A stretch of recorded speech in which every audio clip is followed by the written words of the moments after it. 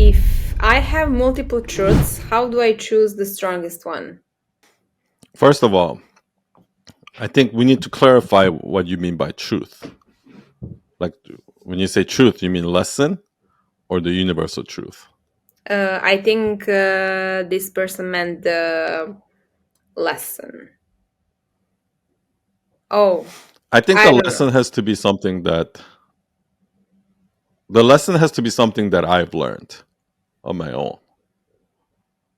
So for example, like the carousel where I say do what you love is not a good advice Mm-hmm. because for me, when you know when you love design, you start a design company, you're gonna do all these other things and not too much design, which is what you love, right? Mm-hmm. So if you look at that, there can be multiple lessons there, right?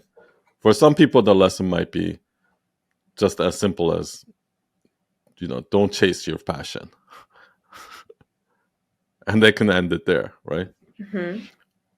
Do you understand what I mean? Yeah. Or maybe the lesson could be something like, you know, if if you love doing something, don't start a business in it because you're gonna end up not loving it, or you're gonna end up not doing it that much. That could Mm-hmm. be another lesson that somebody says, right? So I feel like everybody's looking for a lesson by just trying, like, just debunking the myth alone is the lesson. That's what people think, right? Oh, the lesson here is Mm-hmm. that do what you love is actually a lie, or the lesson here is that you shouldn't, if you love something, don't uh, turn it into a career or something like that, right? Mm-hmm. Mm-hmm. Like they can think of that as a lesson. But my lesson was you can't always do what you love, but you can choose to love everything you do. You see how that's a completely different lesson? Yeah. And it's because that's the lesson that I learned. Okay. I learned that it's not about just ignoring what you love to do.